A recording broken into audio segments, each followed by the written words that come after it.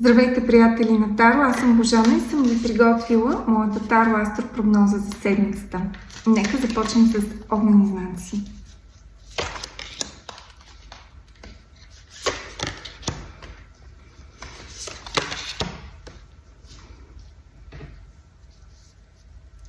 Имало решения, които сте отлагали във времето и сега виждате резултата от това, защото понякога да не вземеш решение също е решение.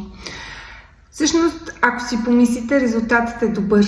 Затова не се тормозете с съмнения или обвинения, а се опитайте да се зарадвате и да се насладите на това, че нещата са се получили почти без ваша намеса.